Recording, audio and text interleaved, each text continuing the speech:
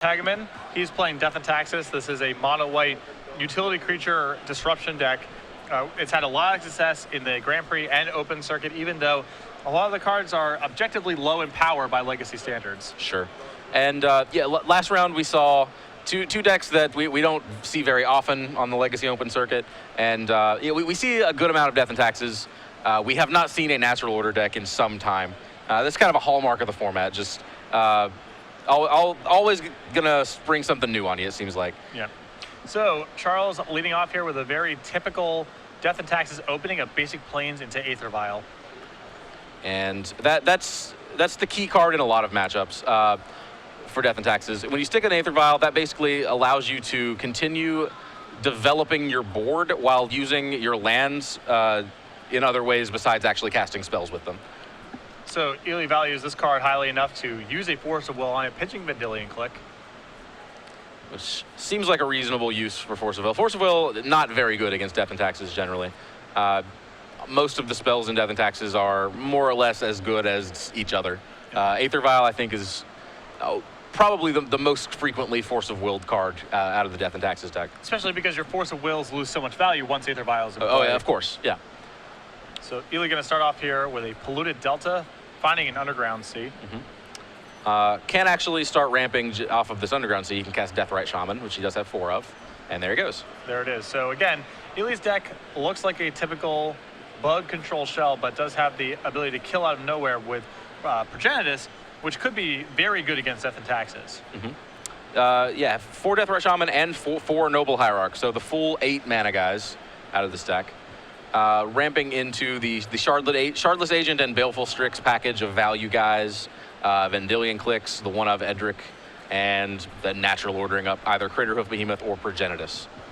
So you see Charles on the second turn here, play a Wasteland, play Mother of Runes before using the Wasteland to play around Daze, and then using the Wasteland on Ely's Underground Sea. And looks like Ely is going to fire off a Brainstorm. He may not have another land, so this could be a desperation Brainstorm here.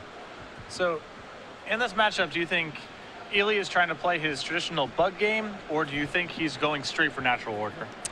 Well, it's hard to say because this deck is, of course, you have to cut some things to make room for the natural order package, but it's not clear how much of a traditional bug game Ely has left. We do not see Hymn to Turok, for example, which is a staple of nearly all the flavors of bug. We don't see Liliana of the Veil, which is a common, one of the most common cards that we see ramp to with Deathrite Shaman. Really, the spells in Ely's deck are kind of centered around forcing that natural order through. Actually, sorry, he does have the one Hymn to Turok. So yeah. I mentioned they had none, but there it was hidden. So Ely is using a fetch line here to get a very miscut Bayou. Yeah, that is sweet looking. If you're wondering about the legality of these cards, whenever you see a miscut card, the title of the card is what the card is. Okay. So whatever card name you can actually see is what officially the card is by DCI standards. I thought it was. I assumed it was the 50%, like the 51% of the card. A lot of people think that, yeah. and because that is somewhat logical. But the issue is you get into spots where you people can't confirm what the names of cards are. Sure. So you see Ely there follow up with a Thoughtseize, taking Thalia out of Charles's hand, living in with just a Flicker Wisp. And it looks like Phyrexian Revoker is going to come down, likely turning off that Deathrite Shaman. I think Charles is primarily on a mana denial plan this game. And Death and Taxes is very well suited to do that. 4 copies of Rashad Port, 4 copies of Wasteland, and then Phyrexian Revoker, which can play a mana denial element against certain cards like Deathrite Shaman. And we got a confirmation that he did in fact name Deathrite Shaman. So Ely with no land to add to the board and can't activate the Deathrite Shaman, so forced to just pass the turn back to Charles. Yeah, and as I said, I think that Ely doesn't really have a long game outside of natural order. He doesn't have Tarmogoyf, he doesn't have Dark Confidant, none of the kind of generic good cards, the good stuff that kind of forms the backbone of most bug decks. So Charles here, committed to leaving up the Rashad Port there, is going to use a third land there to cast Mother Runes, uses his planes and his Rashad Port to tap down Ely's Bayou on Ely's upkeep, and still no land from Ely, forced to just pass the turn back. Death and Taxes, as you mentioned, does kind of play in this mode frequently. The scary thing here, from the Death and Taxes standpoint, is that when you cut someone off of mana, they kind of, each turn, of course, they draw a card, they can't cast it, they say go. The floodgate, the flood waters kind of build up. You end up with this hefty collection of sweet spells just sitting in your hand. And then eventually, you find land, you slowly ease your way out of it, and you've got just nothing but action. So Ely here has found a second land here, it's a Mystery Rainforest. But again, that Deathrite Shaman still cut off by Phyrexian Revoker, can't use that for mana. So only access to 1 mana this turn. Notably, it could be blue mana. So we may see Ely fire off another Brainstorm to go digging. We also may see him fetch up an Underground Sea and just a Tropical Island. He has Thoughtseize as well as a 1 mana play. Now, getting a green source, that would suggest Noble Hierarch, actually. There's not much point in playing another Deathrite Shaman if he has it, but... And Noble Hierarch would be quite good for Ely here, trying to break out of this land denial plan that Charles has set forth. Yep, absolutely. We mentioned that Ely doesn't have too much going on in terms of long-term plans outside of Natural Order, but he does have Natural Order, and this is not a matchup where people can interact with Natural Order on the stack. So if he gets to 4 mana and has Natural Order in his hand, that's pretty much the game. Well, maybe getting to too little, too late territory, as Phyrexian Revoker might be able to squeeze through the last points of damage. Charles comes across with the Revoker, knocking Ely down to 8. It is getting to too little, too late territory, but we're not quite there. So if Ely were to cast Natural Order this turn, which actually he's quite far from there, but suppose that he did, he would have a 10/10 that was unblockable. Charles would not be able to attack on that turn. He gets to hit 4/10, and then he takes 2. So, again, if he gets the Natural Order off, it's very much a race that I think Ely is favored as we see it now. But of course, a lot would have to change before that circumstance would ever arrive. So Charles trying to add to his board here, trying to resolve a Flicker Wisp. That's going to prompt Ely to brainstorm a response. Ely looking for... He does have 3 copies of Force of Will in his deck, and he has used 1. So looks like that is the only kind of free spell interaction in his deck. So went digging for one of his 2 remaining Force of Wills and did not find it. So no follow-up there, just Flicker Wisping out his own planes and passing the turn back. So Ely momentarily breaking out of the Roshan Port hold. Let's see if he can do something with this mana. Deathrite Shaman, of course, doesn't make mana, so at most, if he does make a land drop for the turn, could cast a 3-drop. Shardless Agent, likely the most impactful 3-drop, but not a particularly impactful 3-drop, I wouldn't say. Scavenging Ooze, the play from Ely. Okay. And if he does have another green source here, that will buy him quite a bit of time. But no follow-up. No extra land and forced to just pass it back. Charles untaps. Pretty commanding board. Closing in on lethal on Ely. Yeah. That Flicker Wisp is not interactable for Ely here. So that's going to come across for 3 regardless. It looks like Charles is going to give the Phyrexian Invoker protection from green. So 2-turn clock here for Charles. Ely can untap those 2 lands, gain 2 life, but that doesn't put him actually out of range unless he finds another green mana source. So a second Phyrexian Revoker post-combat for Charles. One assumes naming Scavenging Ooze. We'll find out momentarily.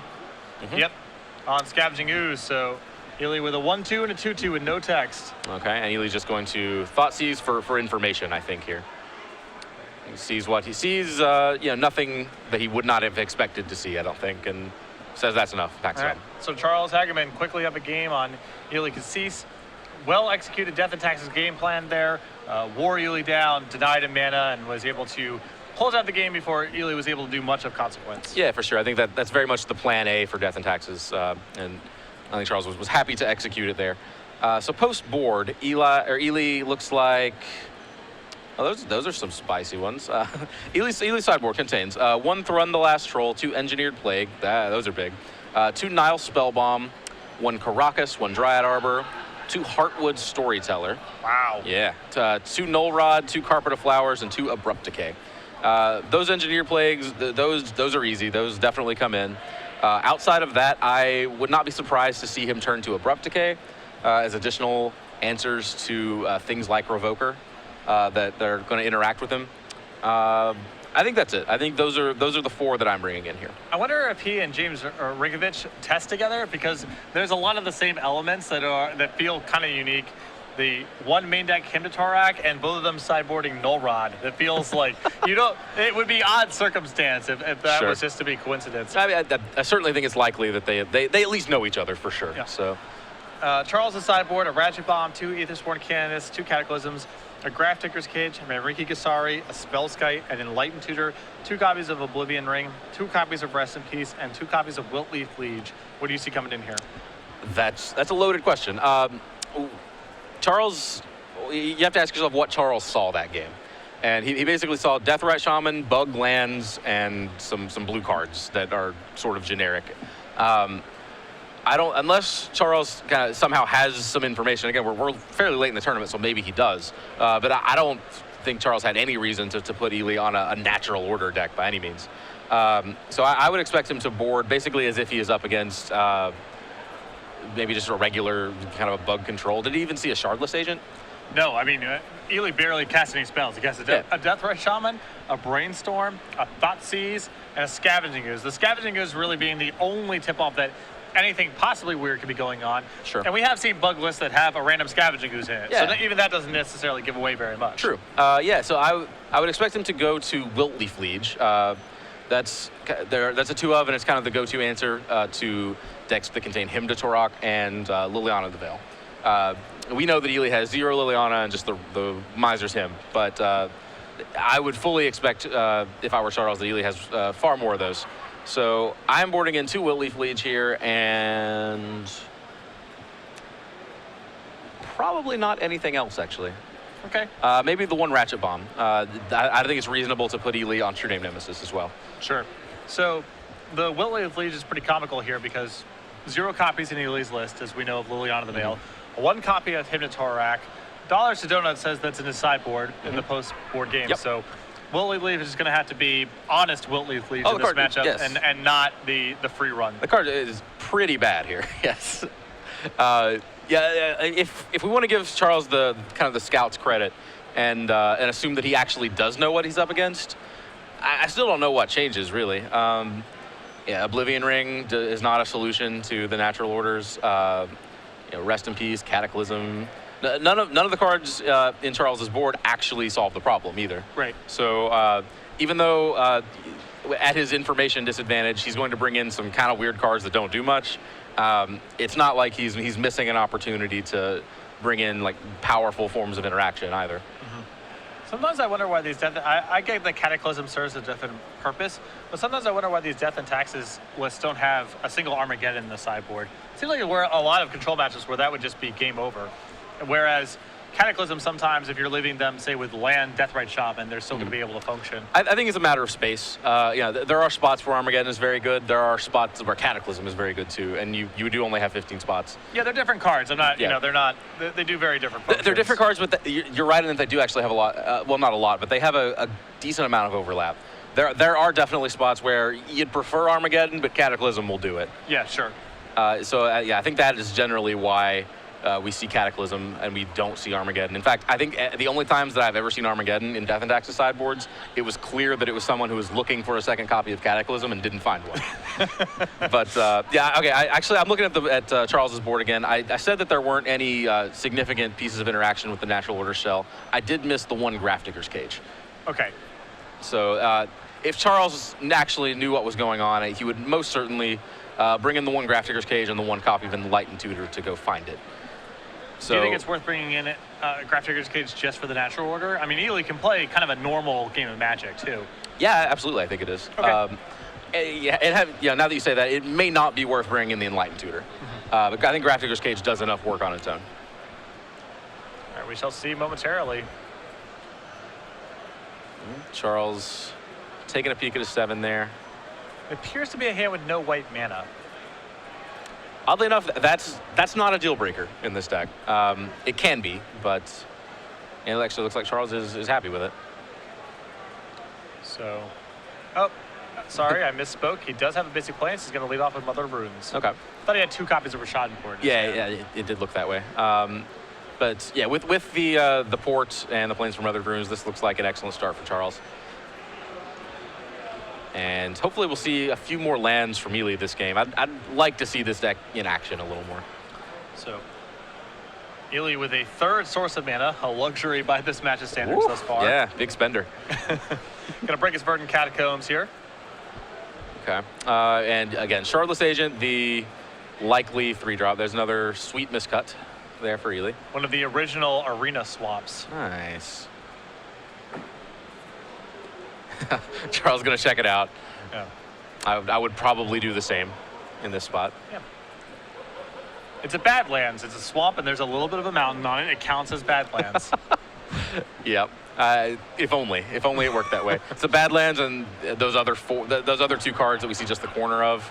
Those can be whatever you want, I think. All right, Thoughtseize to start off the action here from Ely. Looking at hand, Rashad Port, Flicker Wisp, Thalia, Guardian of Fraven, 2 copies of that, Stoneforge Mystic, and Sword of Fire and Ice. I strongly suspect we're going to see him take the Stoneforge Mystic. Yeah, it's possible that Thalia is a card that he cares about more, but of course he can't get rid of both Thalias here. Yeah. Yeah, it doesn't make a lot of sense to take the sword here because he doesn't have enough mana. Same with the Flicker Wisp. Also, they seem pretty low impact. Can't cut him off with Thalia, and so Stoneforge Mystic seems like the most logical card to take here. Yeah, I guess there's some possibility that Ely considers that, yeah, Sword of Fire and Ice is the most important piece of equipment. I wouldn't think it would be. I believe Umazawa's Jite would be the big one here. So traditionally, that's the case against decks dense in mana creatures. Against Noble Hierarch decks, yeah, generally. He's taking his time, though. I guess Flicker Wisp could be the other consideration, but no, eventually going to settle on Stoneforge Mystic. So Stoneforge Mystic goes away. And going to follow up with likely another mana guy. Yeah, there we go. So Deathrite Shaman. And the good old-fashioned Noble Hierarch aggro. So Ely, much more mana to work with this game than we saw in game 1. Charles with a 2nd turn Rashad Port. Yeah, those ports are not going to be so effective against the 2 mana creatures that we've already got out on board. Thalia, Guardian of Fraven there from Charles. And with a land drop, Ely is in the clear to slam a natural order here if he has one. So we could see him essentially close out the game. So Ely here taking his time. Not clear if he has a 5th mana source just yet, or the natural order. Sure, yeah, likely he does not have that. I don't think he needs to take much time if he has that, you know? Yeah. Death and Taxes is historically pretty light on answers to Progenitus. Yes. All right, here's Underground Sea. The old Ratchet Bomb on 10, I think, is your only solution. Oh, boy. Here we go. Here is Engineered Plague. Is that good? That's actually going to kill the Noble Hierarch, so there's that's a little awkward, but it seems worth it to me. A little bit of human overlap here between these 2 lists. Still very much worth it. Yep, and so Ely's going to lose the Noble Hierarch. Charles loses Mother of Runes and Thalia. And now has to contend with Engineer Plague being set to humans for the remainder of the game. Yes, and that is going to turn off the 4 Mother of Runes and the 4 Thalia, Guardian of Fraven in Charles's deck. I believe those are the only humans. Stoneforge Mystic is a core, I believe. So yes. And yeah, these others definitely not humans. So Core Artificer or some such. Yes. So actually, yeah, not completely backbreaking here, but of course still very good.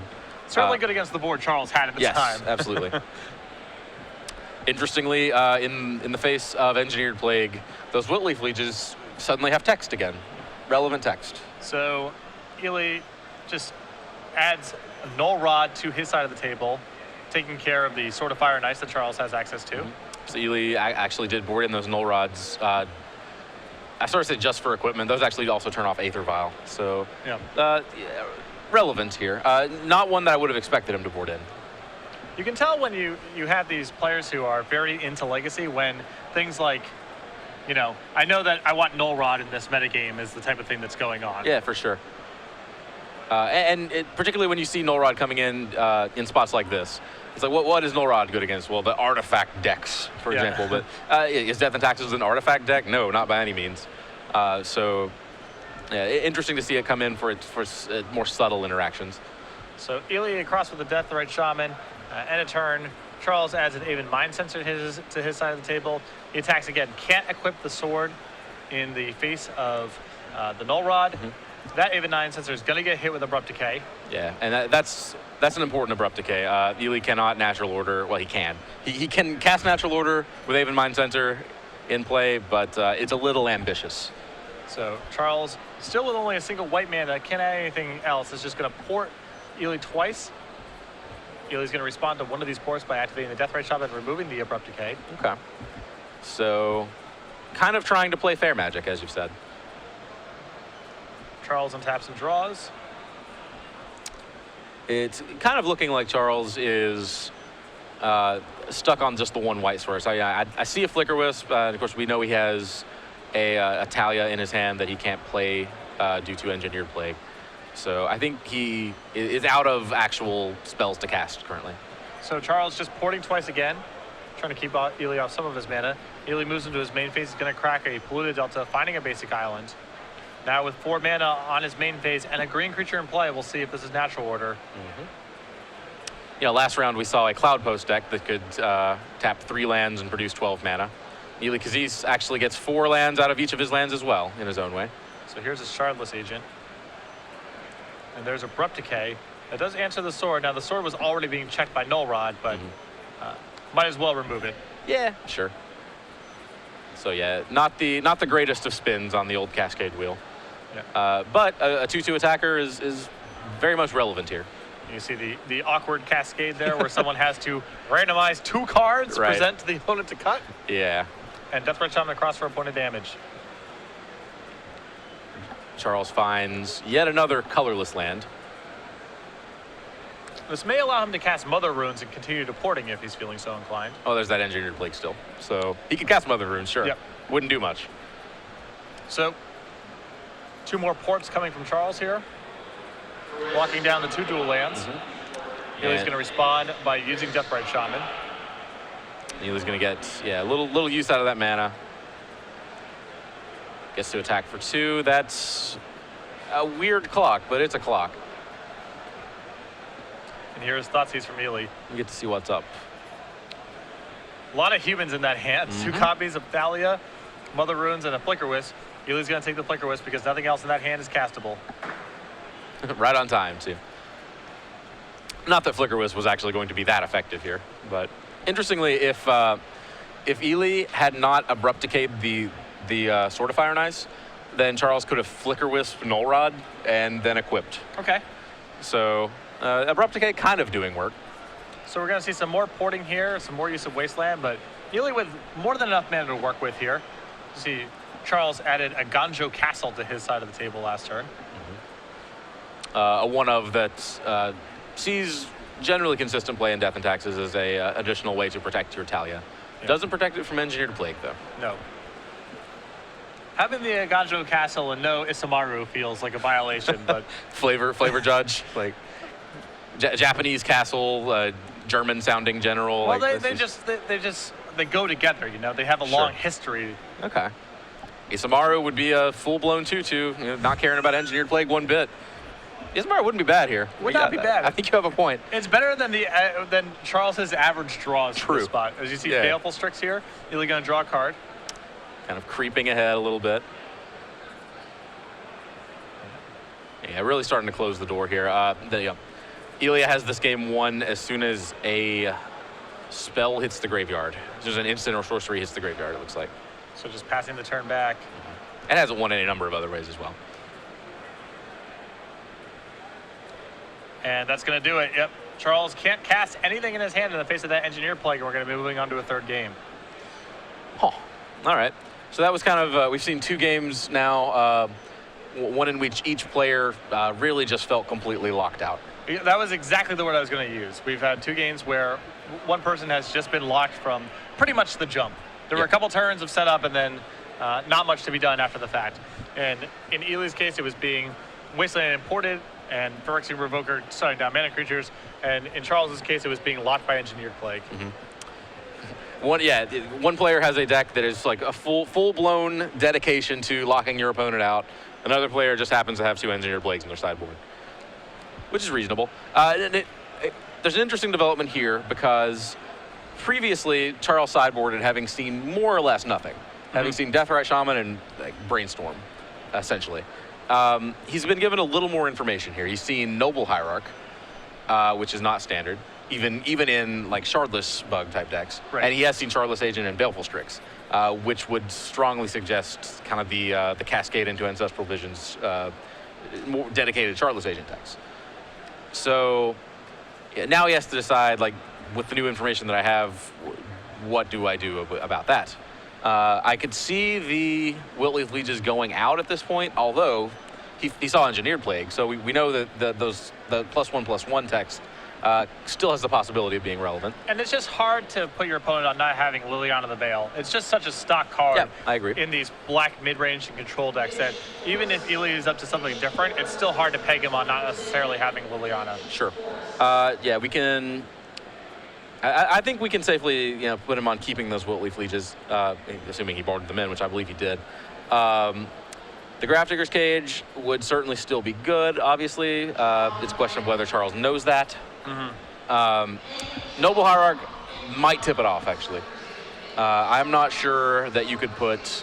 like, if you see Noble Hierarch, I think you have to assume that there is kind of a combo-ish bent, to some degree. It's when you see Noble Hierarch and those kind of lists around those kind of shells, it usually means something like a Lurin, Natural Order, some sort of food chain deck. It's rarely alongside Deathrite Shaman and just some average control deck. There's usually some other dimension of attack. Here's a weird spot. He's seen Noble Hierarch, which, as you said, one of the decks that might suggest could be a Lurin. He has the other thing that he has seen is Shardless Agent, and of course that's a known deck that would cascade into some big spells like Ancestral Visions. Given that you can put Ely on probably one of those 2 decks, or possibly one of those 2 decks, do you board in Aethersworn Canonist? I don't think so. Okay. I think it's just too low impact. Sure. Well, okay, of course, it's low impact unless you happen to... if Ely's on Lurin, it's very, very high sure. impact. I think that it's hard at this point to believe that a Lurin is in the cards. It's an outside chance, but there haven't been any sort of, the Coiling Oracle type of creatures that bridge the gap. True. Imperial Recruiter, even just the weird dual land spread. You probably would have seen something by now. That's probably true. To give you a firmer guess that was what was going on. But even if I was in Charles's seat, I would have to be really on top of my legacy game to say Natural Order is the thing that's going on here. Yeah, I agree. And even going even further than that, I think if you're really, really on top of your legacy game, I think you become more and more confident in ruling out Natural Order. Yeah, sure. Natural Order is not really a strategy that has... It used to be pretty prominent. I think that there was a stretch where Natural Order may have been one of the most successful or most popular decks in Legacy, actually.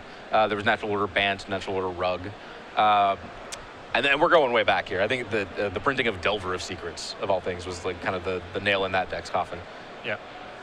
So, given that it's been almost 3 years now, I think, since we've really seen a Natural Order deck take off, it wouldn't be on my radar at all, I don't think. You really only see it in the elves anymore. Oh, sure. Yeah, okay. Sorry. Yes. But there is a very prominent Natural Order deck, sure. The types of decks that you're alluding to where it's a normal control deck and Natural Order happens to be a supplemental game plan or a thing to address different matchups.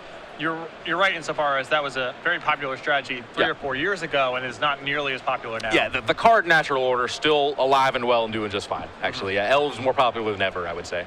But yeah, the Natural Order deck, the mid-range Natural Order plus blue cards Progenitus U deck. That has fallen out of favor in a big way. Not something I would even consider here. I think if I'm in Charles' spot, I am putting him on, as you said, either a Lurin or Food Chain. My boy Craig Krempel's in the background there behind Ely with the match slips. So nice. Yeah. I had him on our backup feature match actually. So we were going to go to him if Ely and Charles had finished before he did. He started with a draw pretty early. picked up his first loss, I believe, in round 6. Okay, so X1 and 1? X1 and 1, and that he picked up the win, so it looks like he is going to be playing his win and maybe in next round. Another old legend of the New Jersey Magic scene. Yeah, very much so. So yeah, you'll get a chance to see him in action. I don't want to make any promises, but I will almost certainly be putting him on camera next round. Sure. So, I understand you can't promise these things. Yes. But we have a long history you have to understand. Yeah, okay. Tell me more about this long history. We played at the same store together. We're still really good friends today, but we're really tight outside of Magic in the early 2000s. If you look at Pro Tour Yokohama, he ID'd in the last round, we thought, into the top 8. Mm-hmm. It was actually 9th. If you go back and find the Yokohama coverage, you can find a picture of Craig and I chest bumping after the intentional draw. I've seen that picture. The fake celebratory chest. At the time, we thought it was a top 8. It was actually 9th. Yeah, sure. He and I came in 9th place alongside Adam Horvath at a team pro tour in Boston, I believe in 2002. Oh, wow. Okay. And just a historically underrated Magic player. Came in 2nd in the Rookie of the Year race the year that Hall of Famer Masashi Ueso won Rookie of the Year. I believe that was 2003 or 2004, sure, thereabouts. So had a very good pro career. Kind of fell by the wayside a little bit as he pursued other interests. All right. But Is my memory messing with me here? Did he win Grand Prix Columbus? he did not. He has no Grand Prix wins. Okay, sorry. He top 8 at that Grand Prix, though, right? Yeah, with his or top 16 with his in the Flash GP with 8 main deck red Pyroblast and 4 Simeon Spirit Guides. Okay, had the read. So Charles here starting off the action after his mulligan with a Plains and Aether Bile. Ely again going to use a Force of Will on that, pitching Charlotte's Agent. As in game 1, we see Ely knowing that whether or not Force of Will, Aether Vial is important enough to Force of Will, you're not going to be able to Force of Will anything else once that Aether Vial sticks. So here's a turn 2 Plains and a Thalia here from Charles. Yeah, Thalia is generally an effective card against blue decks. This particular build, it's kind of at its worst because of all the mana guys. Although having said that, there is a 4-drop that matters. Ely is way more creature-oriented than most bug builds you're going to see. Mm-hmm. So Ely drawing for the second turn. First order of business is going to be sacking that polluted delta, finding an island. And off basic island, I expect to see a brainstorm here. In fact, yes, that is the only 1-drop spell that he can cast with a basic island.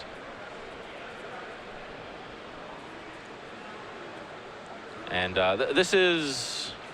Yeah. Okay. There's a Swamp and a Baleful Strix. So has his land drop still, so could obviously cast other things there. So Charles untaps and takes a draw. It is Wasteland. Ely, thinking ahead, has established 2 basic lands, so not too worried about Wasteland. One of the awkward things about playing around Wasteland in Legacy, you see this sometimes where players will fetch up their basics, thinking that they'll be like, well, they can't Wasteland these, we're good. But you eventually get all your basics into play, and then you have no option but to put non-basics in play anyway. Yeah. Ideally, you can operate strictly with the basic lands that you have access to. So Ely with a Caracas. Going to use that to bounce Thalia. Mm-hmm. And that is a 1-of out of Ely's sideboard. And here's a Brainstorm. So it looks like Ely brought that in specifically to deal with Talias and possibly Brimazes. Stands to reason. If your opponent has a Ganjo Castle, you should bring in the Caracas, right? Like that should be kind of a rule. Yeah, well, Ely's old school. Maybe he brought it in to deal with Isamaru, you know? Sure, yeah. Who knows? That's a tempo swing. Yeah, Isamaru never had to deal with Caracas. Right, it's true. And Ely being very patient with his Brainstorm, trying to set himself up. No, actually, we do see a fetch land in his hand, so he is going to get to shuffle.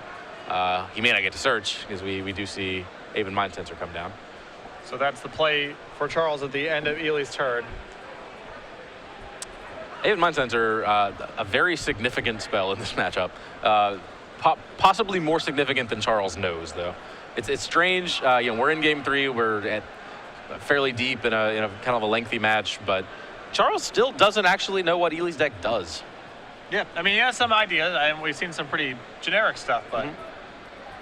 So, Charles here firing off a Thalia, a Caracas, and a Mother of Runes, using the Wasteland on Ely's Caracas. And if Ely has Engineered Plague again, that's going to be a very, very powerful swing. So there's a draw from Ely. Having said that, he's a land drop away from actually being able to cast it through that Thalia. You can see the natural order in Ely's hand. Hey, there it is. And a Scavenging Ooze, so he's got the tools to set this all up. And the pacing of this game right now feels like something that really favors going and getting Progenitus. Charles taking his time here. Yeah, I agree. Yeah, if Ely could put Progenitus into play right now, then yeah, that would be very strong. But we are many, many hoops away that need to be jumped through before we can put that Progenitus into play. Even a land and a mana creature, sure. basically there. And Ely just has to gamble here, it looks like. He is going to peak at 4 with that Misty Rainforest. So he's fetching here, trying to find a land through the Aven Mind Sensor. So hoop number 1, actually fetch a land with your fetch land. And doesn't look like he finds one. All right, and that's just going to be a shuffle. He did need the shuffle, actually. He knew the top card, I believe, from Brainstorm. So, yeah, I think just kind of has to go for it there. I think this game gets a lot easier for him if he can put a forest into play. Absolutely. So we'll see how Ely wants to proceed from here, especially in getting shut down by the Mind Sensor. And that was his land drop for the turn, so looks like no further play. So Charles, some amount of mana dial element kind of going on here. Yep, Thalia doing work as Thalia does. Charles has successfully untapped with Mother of Runes as well, so those hate bears likely not going anywhere. Engineered Plague being the only real way to get them off the board at this point. So there's an attack for 4, knocking Ely down to 11, and Rashad Port the play for Charles. And that is going to bottleneck Ely's mana even further.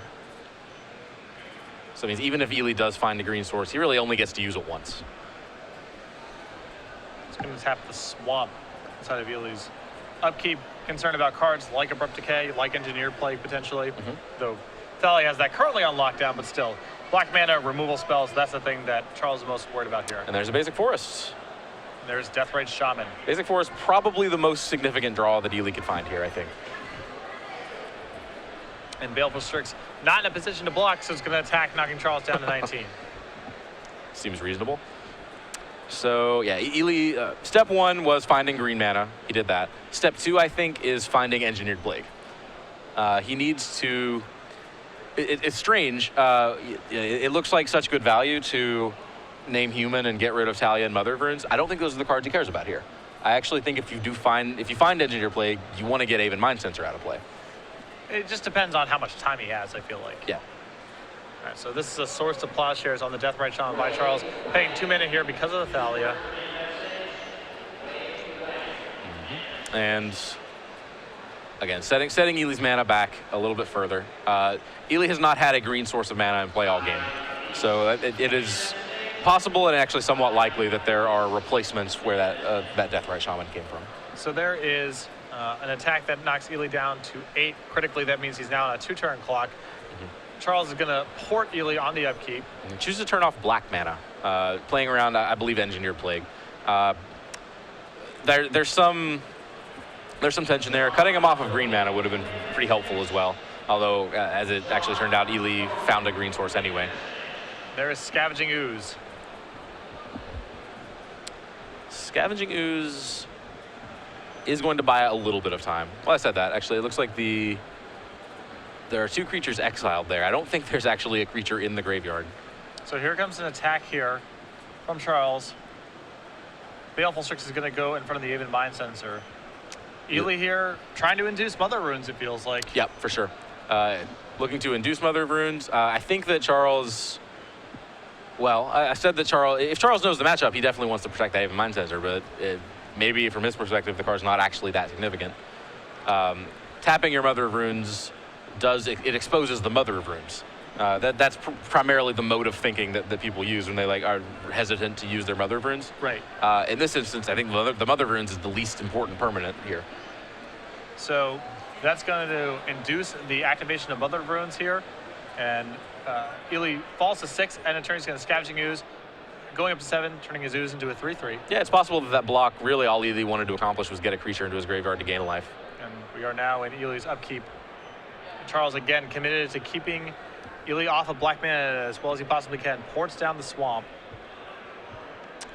And we see, I believe I do see an Engineered Plague there, Yeah, actually. it looks like there is one. So Ely, a black mana away.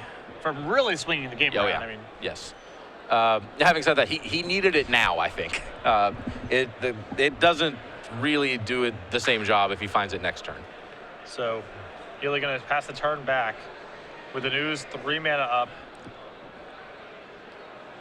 Again, no creatures in the graveyard, so those Ooze activations not so significant. Charles has Ely on a 2-turn clock here if he wants to use his Mother of Runes aggressively, and it's not clear that he does want that. Yeah, if he instead chooses to play conservatively, just attack with Aven Mind Censor, leave up his Mother of Runes to protect that Aven Mind Censor, that's going to take 4 turns. Yeah, and I think Charles looks like he agrees with you. Just too much time here. Yeah. He's going to give his Thalia protection from green, attack with that, and the Aven Mind Sensor. This knocks Ely down to 3. Mm-hmm. It seems like he's committed to cutting off black mana, making sure that Ely cannot cast black cards at sorcery speed. I think Charles understands Engineered Plague is the really spooky card here.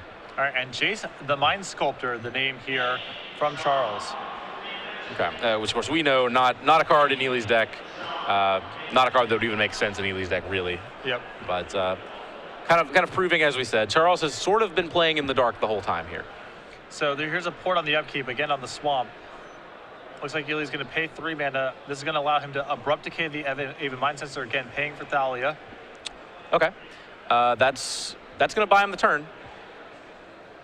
Charles can attack with both of his creatures and give the one that blocks protection from green, so kind of forcing damage that way. He can also just give 1 protection from green and swing, but he cannot get them both through. Now, having said that, he can just attack with all 3 of his creatures. Yes. It's as strange as it sounds, that's kind of a heads-up play. It's just attacking for the win on board, but like attacking with Mother of Runes is not even second. It's like 7th nature. It's just not something you ever want to do. Well, Ely has the ability to now Scavenging Ooze that Aven Mind Sensor. That moves him up to 4. Okay. And so an Alpha Strike isn't lethal if Charles has no other follow-up. Oh, sure. So he blocks one of the 2 power creatures, and then life goes on. So you see Underground Sea, the play here for Ely. Okay, and that's a significant Underground Sea too. Yeah. That is a second black source. That's critical. Rich and Import no longer enough to keep Ely off of Engineered Plague. And I believe Charles knows that. Like Charles has very much played this game as if allowing an Engineered Plague to ever happen would be the death of him. He's been very mindful about the black mana. I mean, that's the thing he's been attacking the whole time. Yeah. So Charles, I think, sees that he cannot stop that from happening any longer. So kind of has to reassess and see where he goes from here. If you expect that Engineered Plague is coming the next turn, do you just suicide your humans anyway? I don't think so. I think you end up losing to other stuff. That's probably true. And it's not clear that getting Ely to 1 or 2 life even matters very much. True, particularly against a Scavenging Ooze. Maybe it sets up Flicker Wisp as being an out. I think Flicker Wisp was an out to begin with, right? I mean, he can go to 4, but... Right. So that's going to be the attack here. Mother of Runes getting first Revoker, protection from green, knocking Ely down to 1. Another Mother of Runes. Okay. This is becoming a really juicy Engineer play Yeah. if Ely can get into play. Sure is. He's playing it into, I think, what he suspects is an Engineered Plague. But on the other hand, it's not like playing around a Wrath of God where you hold your creature and you get them to use the sweeper and then you play your creature. Yeah, it is permanently dead. Yes. And the fact that he's playing Mother of Runes may imply that there are no copies of Oblivion Ring or something to get the Engineer Plague off the True. table. And there there is the comes. Plague. Gonna bounce his Talia. Take it back to his hand where it is safe, although uncastable. And now Ely's got to hold back on defense. Yeah, this has been an impressive turnaround for Ely. Yeah, that Engineer Plague has been so brutal. Death and Tax is not flush with that many humans, but plenty of humans in the games that Engineer Plague has showed Yeah. up in. Yeah, I mean, there are plenty of creatures that Charles could be working with that just don't care at all. You know, he could have been dealing out with, hey, there it is. Yeah, Brimaz, for example. There's Sarah Avenger, something like that. So there's Brimaz. So Ely suddenly on a clock all over again. Although we did put a pair of humans into the graveyard, so Ely had a virtual 4. Although that's going to cost him some green mana. So Brimaz and Ely just passes the turn, and Charles has a lot of protection for that Brimaz too between Caracas and Nagancho Castle. Yep. So yeah, something like Abrupt Decay will not be a permanent solution to Brimaz. Yeah, although, you know, talking about what a dangerous that Brimaz is, it can't really attack here either. It can attack and then bounce with Caracas. Yes. Well, you still get to make the 1/1. Right, yeah. So, I mean, if he does that, if he attacks with everything, Ely can block the Brimaz, but he would still take 2 from Revoker and 1 from the cat. Yeah. That's 3. Ely's at 2, but he has 2 creatures to eat, so Ely can survive that attack this turn. It still represents forward progress for Charles. Sure. It pushes through some damage at no cost. Yeah, and not much damage, but Charles doesn't need much. Ely is at 2. This is the most game of inches game I think I have seen in a while. Yeah, Ely is just barely holding on here. Now another problem for Ely is no longer is Natural Order an option that's afforded to him. He's too low on life. Scavenging Ooze is more powerful than Progenitus at this spot. Yeah, it is. Are there any? I'm taking a look to see. Yeah, Progenitus, Crater of Behemoth, those are the traditional natural order targets. Yeah, nothing else really here is that significant. There's a Sarah Avenger for Charles. That's a problem. That's a big problem for Ely. Yeah, it needs something like Abrupt Decay to kill it. He can find Baleful Strix. That's a roadblock that's pretty effective there. Sarah Avenger not a legend, so it cannot be protected with Caracas or Nagancho Castle. So Baleful Strix trades off with it just fine. So we'll see here momentarily. Ely with a Force of Will in his hand. Not clear he has a blue card to use. No, he could cast it, though he would have to crack his Polluted Delta and fall to 1 to do that. And then he's just dead on board at that stage. Yep. I'm trying to think, what solutions does he have to Sarah Avenger? It looks like just the Baleful Strixes and the 2 Abrupt Decays out of his board to match the 1 in his main. So a 7 outer at most. So here comes the Alpha Strike we alluded to. Brimaz comes in, triggers, makes a token. Okay, and just can safely bounce and replay here. That's going to turn off Rishon Import, but I think that we're past the point where that is significant. So Ely's going to fall to 1 when this combat's all said and done. Charles can redeploy Brimaz. He will choose to do so. And now Ely needs some really big draws to escape this one. I'm not sure he has any. Yeah, Engineer Plague won't do it. He has to find an answer to the Sarah Avenger, but he's also just dead to the rest of Charles's board. Yeah, there's a Baleful Strix. So that's step 1. Yep. So does something like Shardless Agent into Abrupt Decay get him anywhere? Well, Charles is tapped out. He has turned off his Caracas. So yeah, if we can kill Brimaz this turn, it stays gone. So he needs running draws here. He needs Strix into Shardless Agent into Abrupt Decay. Correct. There's Shardless Agent. Woo! This is going to be beautiful. And there's Abrupt Decay. Oh my goodness. Wow. All right. Ely barely, I mean, that's running into running into running, and now he's right back in the game. At the beginning of his turn, he did not have any of those 3 cards. Nope. Cast Baleful Strix, drew the Shardless Agent, cast Shardless Agent, cascaded into the Abrupt Decay, needed literally those 3 cards. So that's a big turn for Ely for any number of reasons here. Oh, yeah. The board momentarily stabilized, and now Natural Order starting to become back online again. Yeah, and this board is still very precarious. Yeah, Ely has 3 blockers, needs them all. So pretty much any interaction that Charles could find, if Charles finds Swords to Plowshares here, I believe that does it. If Charles particularly were to find something like an Oblivion Ring, that would definitely do it because he wouldn't give up the life. Just a piece of removal for the Baleful Strix would then allow Sarah Avenger to come across. Oh, sure, yeah. So Swords would, yeah, he would give up 1 life, but hit for 3. So there's a Wasteland on the Underground Sea. And now Rashawn Port getting used. Okay, is he going to fight over green? Yeah, there we go. So Ely gets to gain 1 life with the drop that was targeted by Rishenport. That significantly will allow him to activate Polluter Delta and fetch up a 2nd green source this way. So he can cast Natural Order this turn if he chooses. He could fall to 1 and go get Progenitus. He could go get Crater Hoof Behemoth. I think it might be. I think the Crater Hoof might be in his hand. Oh, okay. Well, then he can't do that. No, then he cannot. But I believe that would be a game-winning play if he could do it.